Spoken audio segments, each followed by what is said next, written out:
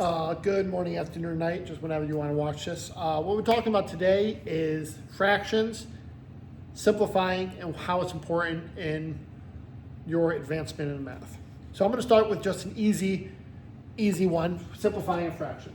If I give you the fraction 4 over, let's go 10. If I give you the fraction 4 over 10, yes, that is a fraction that works, but can we simplify this fraction at all? To simplify a fraction, what we can do is we can rewrite the top and rewrite the bottom in terms of factors. And what we know about fractions is if something on the top and something on the bottom is the same, they can cancel out, right? If I gave you this, right, I can rewrite this as 2 times 2 over 2 times 5, or I can write that as 2 over 2 times 2 over 5. And what do we know 2 over 2 is? Hopefully you all said 1. So this is the same as 1 times 2 over 5, which is the same as 2 over 5, right? So I did all those stupid steps just to get 2 over 5, just to get this fraction into that format. Now the same thing works when we work with exponents too, right? So I'm going to erase this.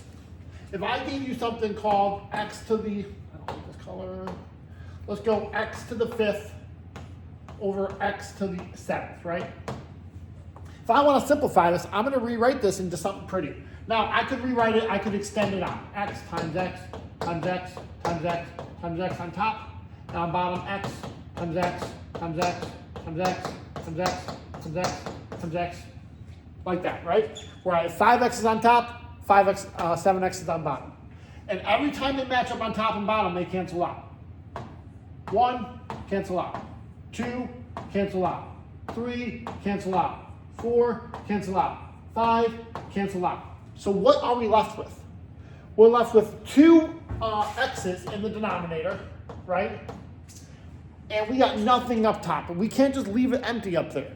Now we don't have nothing up there, but what we do is if we have an invisible 1. So that's how we simplify this fraction with exponents, with variables and exponents.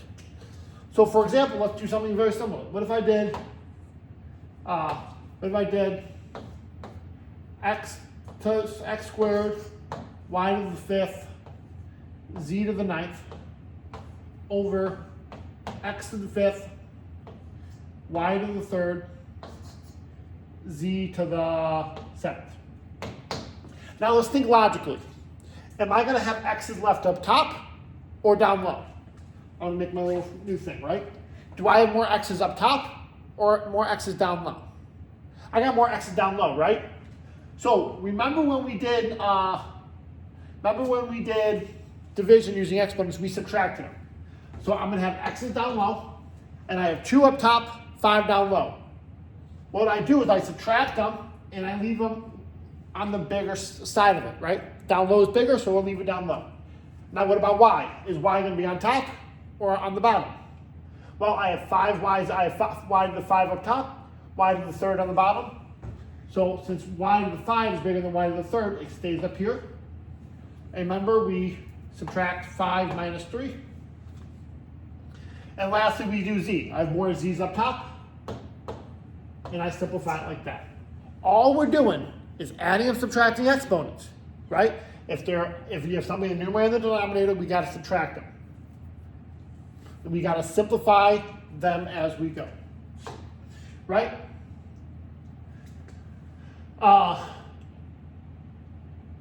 Let's get one more example. Let's do let's get that a different color. A squared, b to the 4th, c to the 8th, d to the 1st, all over a to the 5th, c to the 9th, d to the 7th. Well, I'm going to go letter by letter. A. Do I have more a's up top or down low? I got more down low. So I'm going to go a to the a, and then I have 2 minus 5, 3. B's. Do I have more b's up top or down low? Looks like I got more b's up top. I only have b's up top. So I go b to the 4. C's, do I have more up top or down low? Looks like I got more down low. 8 minus 9 would be 1, or it goes down here. Same thing with D's.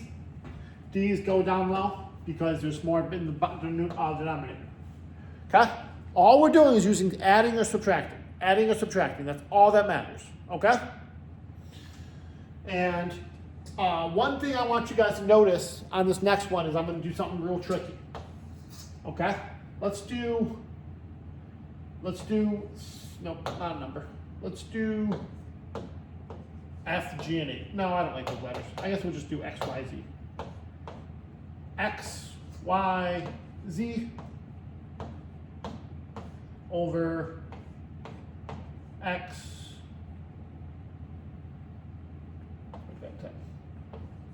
Y,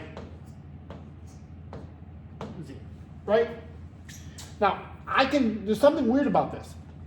When I do X's, it's the same idea, right? I have more X's down low, X down low, subtract them. But I got the same amount of Y's up top and down low.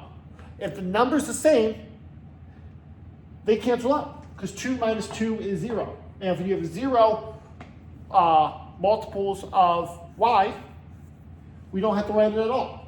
So the Y's cancel. If we have the same thing on top and bottom, the same amount, they cancel out. So this is our answer. That Y does not matter. Okay? And then to pull this back in, I'm going to do it with a fraction. Let's go 10. We're going to do 2 examples. Let's do 15 ABC over 12 ABC. And let's do 8, 4, 3, 6, 2, 1. Sure. Let's do that. Now, we can do the same process and deal with the variables first if we want. But you also, at the end of the day, have to simplify this too. So if you want, we can bring this down, and I'm going to rewrite both of these. Do I know a number that goes in both 15 and 12? Hopefully one of y'all said 4. I mean, not 4, 3. So I can write 15 as 5 times 3, right? Same thing. And I can write 12 as 4 times 3. And like we just said before, if I have the same amount on top and bottom, they cancel out. So my new fraction I have left is 5 over 4. And I go from there. A's. I have more A's up top. One cheat. I have more A's up top. And how many more? I have 2 more A's up top. What about B's? I have more B's up top. How many more? 2 more B's up top. And I got more C's on the bottom. And how many more C's on the bottom? 7. So this is my simplified, that's my simplified answer, okay? All we're doing is adding and subtracting exponents so that we can simplify these expressions. Now, what if I give you a toss-up? What if I said 3 over 4 a squared b to the 4th. Let's do that. Times 4 over 6. Nope. 4 over 10. A squared b to the 5th, c to the 9th. Over I'm trying to do this as I go. A to the 5th,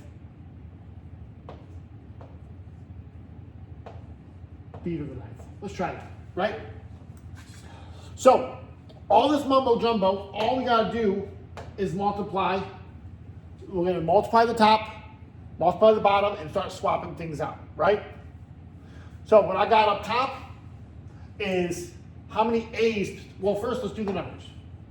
We have 3 times 4, which is 12. And then we have an A up top. How many A's? We have 2 here and 2 here. So I have 4 A's left up top. I have 4 B's, 5 B's. So I have B to the 9.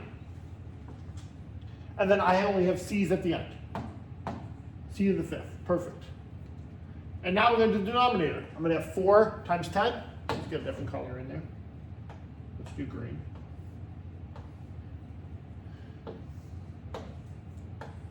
There it is. 4 times 10, which is 40.